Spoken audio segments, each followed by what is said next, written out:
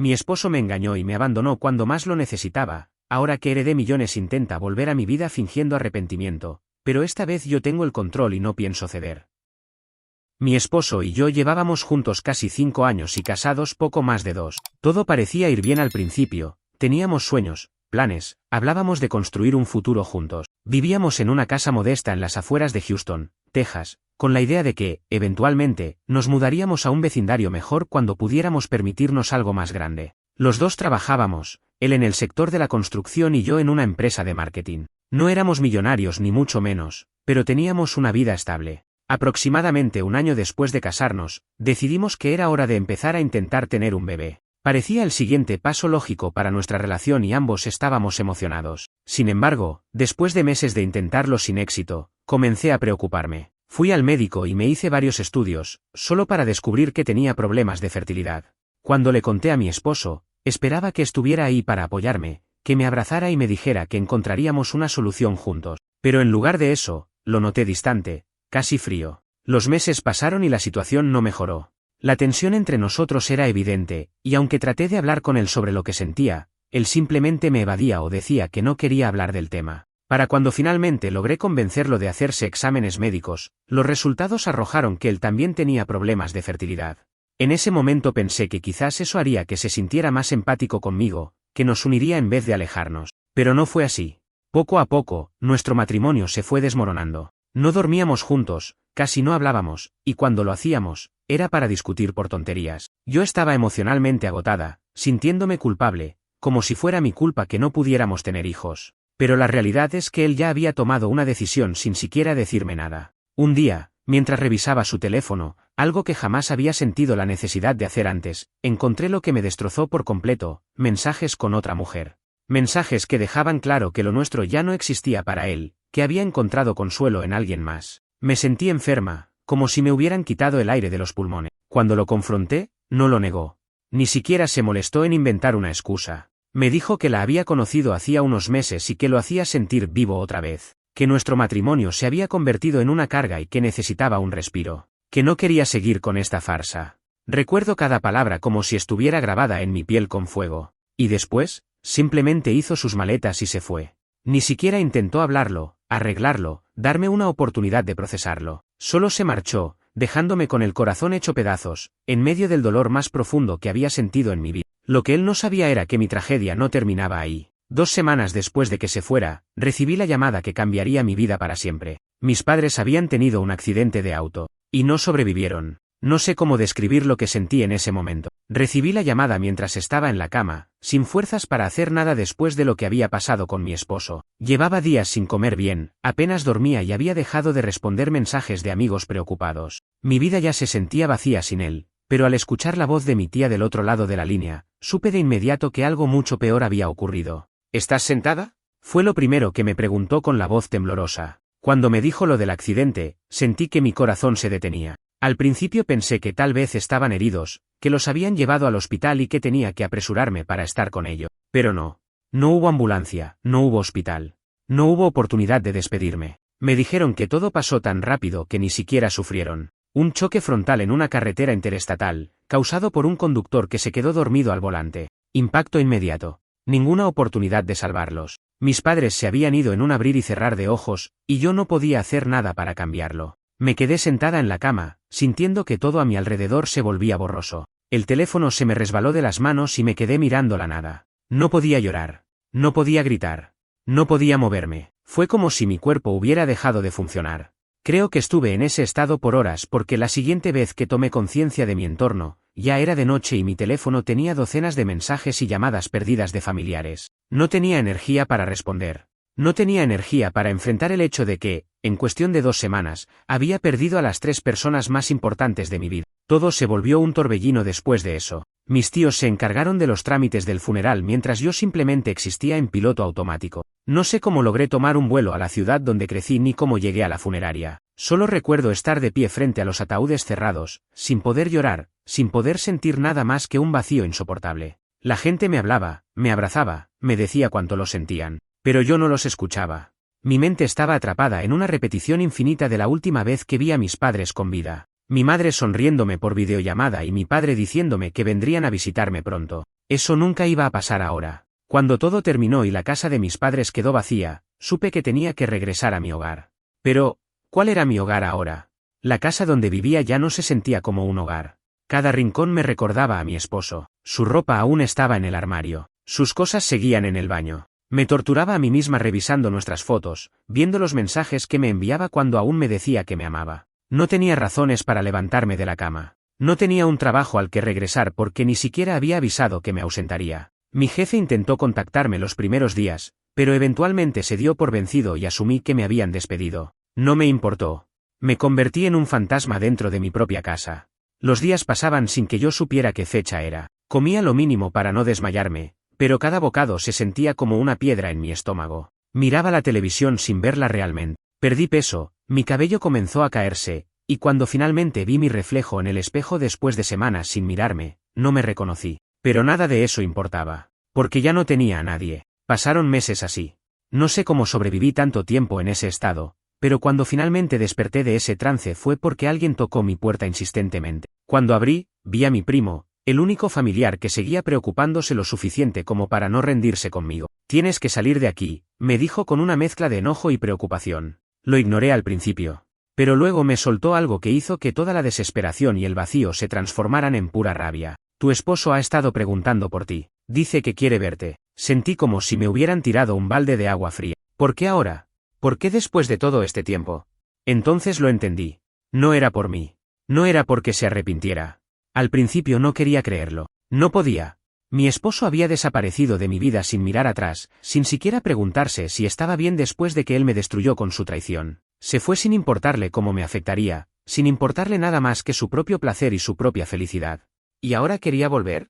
¿Qué dijo exactamente? Pregunté a mi primo, tratando de contener la furia que estaba empezando a crecer dentro de mí. Preguntó cómo estabas, si estabas bien, pero luego, empezó a hacer preguntas sobre tus padres, sobre su dinero, sobre la herencia, y ahí estaba la verdad. No era que le importara cómo estaba. No era que de repente hubiera tenido una revelación y se diera cuenta de que me amaba. No. Lo único que le interesaba era el dinero que mis padres me habían dejado. En ese momento, algo dentro de mí cambió. Todo el dolor que había estado cargando estos últimos meses se transformó en algo diferente. Ya no era tristeza, ya no era desesperación. Era ira. Él pensó que podía destruirme, que podía romperme y luego simplemente volver cuando le conviniera. Como si yo fuera una opción de respaldo. Como si yo fuera un banco con el que podía contar cuando las cosas no le salieran bien. ¿Sabes dónde está? Le pregunté a mi primo. Dijo que quería verte, que hablaras con él. Me pidió que te dijera que lo llamarás. Reí. Una risa seca, amarga, porque la situación era simplemente absurda. Bien, respondí. Lo haré. Mi primo me miró con preocupación. ¿Estás segura? Puedes simplemente ignorarlo. No tienes que darle la satisfacción de una respuesta. Pero no.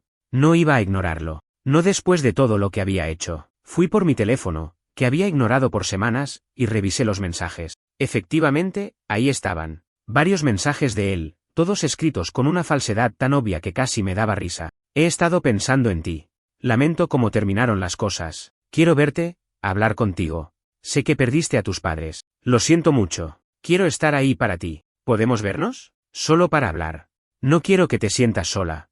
Era increíble la poca vergüenza que tenía. Durante meses no se preocupó por mí, ni una sola vez intentó contactarme cuando realmente lo necesitaba. Pero en cuanto descubrió que estaba a punto de heredar millones, de repente se convertía en el esposo perfecto, el hombre arrepentido, el que quería estar ahí para mí. Decidí responder. Nos vemos mañana en el restaurante donde solíamos ir. No tenía miedo de verlo. No más, porque esta vez, yo tenía el control. Esa noche, por primera vez en meses, dormí con una especie de calma. No porque todo estuviera bien, sino porque sabía que estaba a punto de enfrentar el capítulo más absurdo de mi vida y lo haría con la cabeza en alto. Al día siguiente, me arreglé. Me puse el mejor vestido que tenía, el que solía usar en nuestras citas cuando todo estaba bien entre nosotros. Me maquillé, me peiné, me aseguré de lucir impecable. No porque quisiera impresionarlo, sino porque quería que se diera cuenta de lo que había perdido. Cuando llegué al restaurante, él ya estaba allí, esperándome en nuestra mesa habitual. Y cuando me vio, su expresión cambió.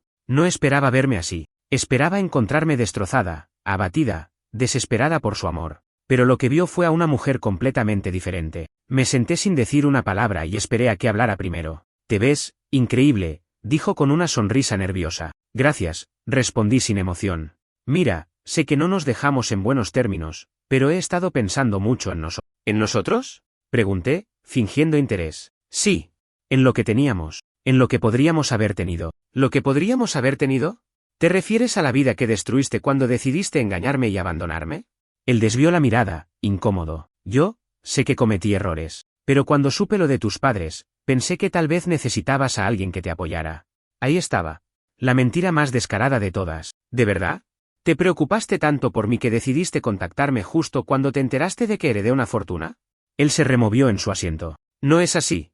Entonces dime, ¿cuánto crees que heredaré? Lo interrumpí, apoyando los codos sobre la mesa y mirándolo fijamente. Sus ojos parpadearon con sorpresa. ¿Qué?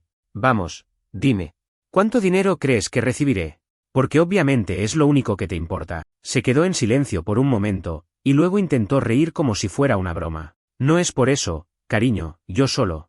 No me llames cariño. No tienes derecho. Su rostro cambió. Se dio cuenta de que ya no tenía el poder sobre mí. Está bien, escúchame, solo quería saber qué ibas a hacer con la herencia. Si pensaste en compartir algo conmigo, después de todo lo que vivimos juntos, tuve que reírme. No pude evitarlo. ¿Compartir contigo? ¿Después de que me engañaste y me abandonaste en mi peor momento? Él suspiró, como si estuviera cansado de fingir. Sabes que nuestro matrimonio no era perfecto. Ambos cometimos errores. No, tú cometiste errores. Yo confié en ti. Pero aún somos esposos, legalmente. Y ahí estaba. La razón por la que realmente quería hablar conmigo. Oh, ya entiendo. ¿Crees que porque seguimos casados puedes tener derecho a algo de mi dinero? No respondió, lo que fue suficiente para confirmarlo. Me incliné sobre la mesa, mirándolo directamente a los ojos. Te tengo una noticia. Ya estoy en trámites de divorcio. Y como vivimos en un estado donde la infidelidad pesa en la corte, no solo no recibirás ni un centavo de mi dinero, sino que tampoco podrás pedirme ni $1 en el acuerdo de divorcio. Su cara se puso pálida. Tienes que estar bromeando. No, y lo mejor de todo es que, gracias a tu estúpida idea de contactarme, ahora tengo pruebas de que lo único que te interesa es el dinero. Se quedó sin palabras. Disfruta tu vida, porque ya no existes en la mía. Me levanté de la mesa, dejando a mi ahora ex esposo con la boca abierta y sin palabras. Salí del restaurante con la cabeza en alto, sintiendo un peso menos sobre mis hombros. Pero no voy a mentir, cuando llegué a casa, toda la adrenalina desapareció y me sentí completamente agotada. No porque me importara perderlo, sino porque me había enfrentado a un hombre que me hizo sufrir tanto, y en vez de buscar redención, solo buscaba beneficiarse de mi tragedia. Me tiré en el sofá y cerré los ojos, tratando de procesar todo. No sentía tristeza. No sentía nostalgia. Solo una rabia contenida que hervía en mi pecho. Pero al mismo tiempo, una satisfacción que no había sentido en meses. Finalmente, había tomado el control. Finalmente, él sabía que ya no tenía poder sobre mí. No pasó ni una hora antes de que mi teléfono comenzara a sonar. Primero, mensajes. No deberías actuar así. Hemos sido parte de la vida del otro por años, no merezco al menos una oportunidad. ¿Vas a dejar que el dinero te cambie así? Luego, llamadas. No respondí. No valía la pena. Pero la verdadera sorpresa llegó cuando mi teléfono sonó de nuevo y esta vez era su madre. Ignoré la primera llamada. Pero cuando insistió con una segunda, decidí contestar, solo para ver qué quería. No puedo creer lo que hiciste, fue lo primero que dijo, su voz cargada de indignación. Hola, señora. Qué gusto escucharla después de tantos meses, respondí con sarcasmo. Deja de jugar. ¿Cómo te atreves a tratar a mi hijo así? Me recosté en el sofá, disfrutando de la hipocresía que salía de su boca. ¿Perdón? ¿Cómo exactamente lo traté? Lo humillaste. Se fue destrozado del restaurante. Me llamó diciendo que no podía creer lo cruel que fuiste con él. Tuve que reprimir una carcajada. ¿Cruel? Ah, qué interesante. ¿Sabe qué es cruel? Que tu esposo te engañe, te abandone cuando más lo necesitas y luego regrese solo cuando descubre que heredaste una fortuna. Hubo un silencio incómodo del otro lado. Las parejas tienen problemas, intentó justificar. Oh, no me venga con eso. Si él quería salvar el matrimonio, tuvo meses para hacerlo. Pero no. No intentó contactarme cuando me quedé sin trabajo, cuando estaba en un hoyo de depresión, cuando no tenía ganas de vivir. Solo lo hizo cuando supo que había dinero. Su tono cambió a uno más agresivo. Aún así, deberían hablar. Él merece algo, te apoyó por años. Él se largó sin mirar atrás, así que no me venga con ese cuento. No le debo nada. No seas egoísta. Eso fue lo que encendió la mecha. ¿Egoísta? Me reí, completamente incrédula. Déjeme adivinar, señora, ¿su hijo le contó que estoy en proceso de divorcio? Dijo que estabas considerando. No, no estoy considerando. Ya estoy en proceso. Y como es un infiel, no tendrá derecho a un centavo. ¿Cómo te atreves a hacerle esto a mi hijo? Él me hizo esto a mí primero. Ahora, si me disculpa, tengo cosas más importantes que hacer que escuchar sus delirios. Y colgué. Sabía que no sería la última vez que intentaría contactarme, pero en ese momento no me importaba. Los días siguientes fueron interesantes. Mi ex siguió insistiendo con mensajes pasivo-agresivos. A veces jugaba a ser el hombre arrepentido. Otras veces se mostraba furioso y me culpaba de todo. Pero la verdadera joya llegó una semana después. Recibí una carta de su abogado. Mi ex estaba contestando el divorcio. Me quedé mirándola por varios minutos, tratando de comprender qué clase de estupidez estaba intentando hacer. No podía ganarme en la corte. No tenía cómo. Pero ahí estaba, luchando contra algo inevitable. Llamé a mi abogado de inmediato y nos reunimos al día siguiente. No tiene caso que conteste el divorcio, me dijo mientras revisaba los documentos. No tiene ningún derecho sobre tus bienes, y con la evidencia que tenemos de su infidelidad, si esto va a juicio, el juez estará de tu lado. Entonces, ¿por qué lo hace? Mi abogado sonrió de lado. Por 2 razones. 1. Quiere hacerte la vida difícil. 2. Está apostando a que te canses de pelear y termines dándole algo solo para que se largue. Si piensa que voy a ceder, está muy equivocado. Perfecto. Entonces haremos esto a mi manera. Y así comenzó la guerra. Mi ex pensó que podía manipularme, pero lo que no sabía es que yo estaba dispuesta a luchar con uñas y dientes. La guerra había comenzado. No porque yo quisiera pelear, sino porque mi ex había decidido que no podía aceptar la realidad de que su vida ya no estaba atada a la mía. Pero no se trataba de amor. No se trataba de arrepentimiento genuino. Se trataba de dinero. Mi abogado me explicó que, aunque el divorcio estaba en proceso y teníamos todas las pruebas de infidelidad, él estaba tratando de jugar sucio. Básicamente, estaba alegando que había contribuido económicamente al matrimonio y que, por lo tanto, tenía derecho a una compensación. No tiene ninguna base legal, me aseguró mi abogado. Pero eso no significa que no pueda alargar el proceso. Y vaya que lo intentó. Empezaron a llegar correos y documentos con demandas absurdas. Pedía parte de los bienes que teníamos cuando estábamos casados, alegaba que habíamos construido una vida juntos y que, al haberlo dejado sin hogar, tenía derecho a una compensación. Sí, el mismo tipo que se fue por su propia voluntad, sin mirar atrás. Está desesperado, dijo mi abogado. Lo más probable es que esté quebrado. Eso hizo que me detuviera un momento, porque tenía sentido. Cuando me dejó, se había ido con su amante de aventura y viajando por ahí. No trabajó, no construyó nada, simplemente vivió el momento con el dinero que tenía en su cuenta. Pero el dinero no dura para siempre. Y ahora, cuando supo que yo estaba a punto de heredar una fortuna, intentaba meter las manos donde no debía. Solo que había un problema. Él no contaba con que yo tenía las de ganar. Pero lo que más me sorprendió fue lo siguiente. Poco después de recibir los primeros documentos de su abogado, comencé a notar algo extraño en mis redes sociales. Gente que no conocía empezó a dejar comentarios raros en mis publicaciones pasadas, diciéndome que era una mala persona, que el dinero había cambiado mi corazón, que cómo podía ser tan cruel con un hombre que me había apoyado. Al principio pensé que era una coincidencia, pero luego, vi que algunas cuentas que me atacaban tenían nombres y fotos familiares. Eran sus amigos, su familia. Mi ex había iniciado una campaña de difamación en mi contra. Eso ya fue el colmo. Si quiere jugar sucio, está bien, le dije a mi abogado. Pero no voy a quedarme callada. Decidí tomar el control de la narrativa. Publiqué un mensaje claro y directo en mis redes, sin mencionar nombres, pero dejando las cosas muy claras. No voy a darle ni un centavo a un hombre que me engañó y me abandonó en mi peor momento. No me importa si su familia cree que soy mala persona. Cuando estaba rota, cuando perdí a mis padres y mi mundo se vino abajo, nadie vino a ayudarme. Nadie se preocupó por mí. Ahora que me ven salir adelante, de repente se acuerdan de que existo. ¡Qué conveniente! No pienso ceder a sus chantajes. Fue como prender fuego en un campo seco. La gente comenzó a tomar mi lado. Amigos, compañeros de trabajo, incluso desconocidos que no sabían mi historia empezaron a comentar apoyándome. Algunos de los suyos dejaron de atacarme al darse cuenta de la verdad. Otros se aferraron a su versión distorsionada de la historia. Pero a mí ya no me importaba. Lo siguiente que supe fue que mi abogado me llamó con una noticia. Su abogado nos contactó. Dice que quiere negociar. Mi ex finalmente estaba cediendo. Tal vez vio que no iba a ganar. Tal vez su familia dejó de apoyarlo cuando se dieron cuenta de que no recibirían nada de mí. O tal vez, simplemente, se dio cuenta de que había cometido un error y no tenía salida. Pero yo no iba a ceder ni un centímetro. No quiero negociar. Quiero que firme los papeles y se largue de mi vida. Mi abogado sonrió. Eso es exactamente lo que le vamos a ofrecer. El día de la mediación llegó más rápido de lo que esperaba. Me senté en la oficina de mi abogado con una calma que no habría imaginado meses atrás. Ya no me sentía como la mujer rota que mi ex dejó atrás. Ya no era la esposa devastada que lloraba en la cama sin fuerzas para levantarse. Era una nueva versión de mí. Más fuerte. Más segura. La puerta se abrió y él entró con su abogado. Apenas lo reconocí.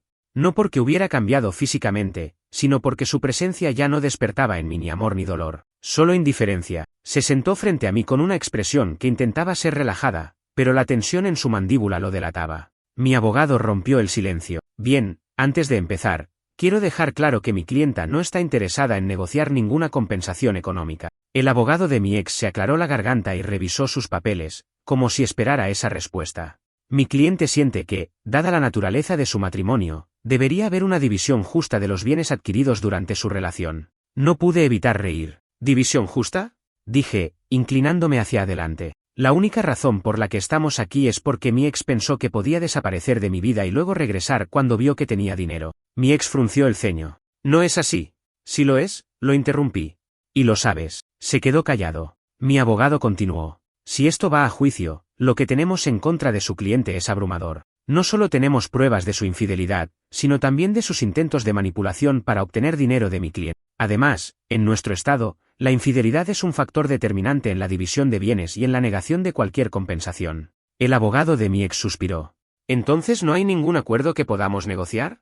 Si hay un acuerdo, respondí con una sonrisa fría, que él firme los papeles del divorcio y desaparezca de mi vida. Mi ex apretó los puños y finalmente habló. Después de todo lo que vivimos, ¿realmente quieres cerrarlo así? Lo miré fijamente. Tú cerraste esto cuando decidiste traicionarme y luego desaparecer cuando más te necesitaba. No hay nada más que hablar. Hubo un largo silencio. Sabía que él quería seguir peleando, seguir estirando el proceso con la esperanza de que yo cediera, pero esta vez, no tenía opciones. Finalmente, su abogado asintió con resignación. Está bien, firmará los papeles. No pude evitar sonreír. Lo había logrado. La reunión terminó sin más drama, pero la mejor parte fue verlo salir con los hombros caídos, derrotado. Por primera vez, él había perdido. Los días siguientes fueron extraños. Aunque el problema legal estaba casi resuelto, sentía como si algo dentro de mí estuviera cambiando. Me miraba en el espejo y veía a alguien nuevo. Alguien que había pasado por el infierno y había salido más fuerte. Recuperé mi trabajo, aunque en un nuevo puesto, con mejores condiciones. Comencé a hacer ejercicio, a salir más, a hablar con las personas que había apartado cuando estaba en mi peor momento. Y lo más importante, empecé a hacer terapia. Por mucho que quisiera decir que todo estaba bien, sabía que había heridas profundas dentro de mí. Había aprendido a ser fuerte, pero también necesitaba sanar. Fue un proceso largo, pero poco a poco, empecé a sentirme completa otra vez. Semanas después, recibí la notificación oficial. Mi divorcio estaba finalizado. Tomé los papeles en mis manos y los observé por varios minutos. No lloré. No me entristecí. Solo sentí paz. Era el cierre definitivo de un capítulo que me hizo sufrir demasiado, pero también el comienzo de algo nuevo. Mi vida. Mi historia. El día que recibí los documentos finales del divorcio, sentí que un peso enorme se levantaba de mis hombros. No había tristeza, ni vacío, ni siquiera rabia. Solo alivio. Me di cuenta de que durante meses había estado luchando, no solo contra mi ex, sino contra los restos de mi pasado. Contra la mujer que alguna vez fui. La que creía que el amor lo podía todo, la que justificaba el abandono y la traición con la esperanza de que las cosas cambiarían. Esa mujer ya no existía. Para celebrarlo, decidí hacer algo simbólico. Me dirigí al centro de la ciudad y busqué un pequeño café donde solía ir cuando necesitaba despejar mi mente. Ordené un café, me senté en una mesa junto a la ventana y saqué los papeles del divorcio de mi bolso. Los miré durante un momento. No con nostalgia, sino con orgullo. Tomé mi bolígrafo y firmé el último documento. Ahí terminó oficialmente mi matrimonio. Tomé una foto del documento y la guardé en mi teléfono, no como un recordatorio de dolor, sino como una prueba de que sobreviví, que salí más fuerte, que mi historia no terminó en tragedia. Pero la historia aún no había terminado del todo. Después de semanas de silencio, un mensaje inesperado llegó a mi teléfono. Era de mi ex. Lo miré durante un momento antes de abrirlo. Lo siento. No supe valorar lo que teníamos. Perdí a la mejor persona de mi vida y ahora tengo que vivir con eso. Me quedé observando la pantalla, sin sentir nada en particular. No rabia, no tristeza, solo indiferencia. Y en ese momento supe que había ganado de verdad. Porque ya no me importaba. Mi vida había avanzado sin él. Mi futuro ya no le pertenecía. Borré el mensaje sin responder. La herencia de mis padres finalmente pasó por todo el proceso legal, y como esperaba, la cantidad era impresionante. Millones de dólares, más de lo que nunca imaginé tener. Por primera vez en mi vida, tenía absoluta libertad. No más preocupaciones económicas, no más relaciones tóxicas. No más cargas emocionales innecesarias. Podía ir a donde quisiera, hacer lo que quisiera, vivir mi vida como yo decidiera. Pero antes de tomar cualquier decisión impulsiva, decidí hacer algo que había pospuesto durante mucho tiempo: tomarme un descanso. Reservé un viaje a la costa de California, no porque quisiera huir, sino porque quería respirar aire nuevo. Me paré frente al mar, sintiendo la brisa, dejando que las olas se llevaran los últimos rastros del pasado. Y en ese momento, entendí algo importante. El dinero no era lo que me daba poder. Lo que realmente me hacía poderosa era la persona en la que me había convertido. Después de todo lo que pasé, aprendí algo valioso: no hay nada más poderoso que aprender a dejar ir. Dejar ir el dolor. Dejar ir la rabia. Dejar ir el pasado. Durante tanto tiempo, mi vida giró en torno a lo que había perdido. Mi esposo, mis padres, mi estabilidad. Me hundí en la tristeza, en el enojo, en la necesidad de justicia. Y aunque gané la batalla legal, entendí que mi verdadera victoria no era haberle negado un centavo a mi ex, era haber recuperado mi paz. Después de mi viaje a California, decidí que era momento de hacer algo diferente con mi vida. Durante años había trabajado en marketing, en un mundo corporativo lleno de estrés y largas horas que, al final, solo me habían dejado vacía. No quería volver a eso. Por primera vez en mi vida, tenía opciones. Con la herencia que recibí, podría haber comprado una casa lujosa o haberme retirado sin preocuparme por el dinero nunca más. Pero en vez de eso, hice algo que mi padre siempre me decía que hiciera cuando no supiera qué camino tomar: ayudar a los demás. Decidí invertir parte de mi dinero en una organización sin fines de lucro que apoyaba a mujeres que habían pasado por lo mismo que yo: relaciones abusivas, matrimonios tóxicos, rupturas devastadoras. Sabía lo que era estar sola, lo que era sentirse sin esperanza, lo que era no tener a dónde ir. Y si podía hacer algo para evitar que alguien más pasara por eso, lo haría. También me mudé a un lugar completamente nuevo, en una ciudad donde nadie me conocía, donde podía empezar desde cero sin que nadie me recordara como la mujer a la que su esposo engañó y luego intentó robarle la herencia. Dejé atrás todo rastro de mi antigua vida. Cambió mi número de teléfono. Eliminé a todas las personas tóxicas de mis redes sociales. Corté contacto con la familia de mi ex. Me liberé por completo. Un día, mientras tomaba un café en mi nuevo vecindario, recibí un último mensaje de un número desconocido. Espero que estés bien. No puedo dejar de pensar en todo lo que pasó. Quisiera poder arreglarlo. Sabía que era él. Ni siquiera sentí la necesidad de responder. Simplemente bloqueé el número y seguí disfrutando de mi café. Porque, finalmente, entendí que mi vida ya no le pertenecía.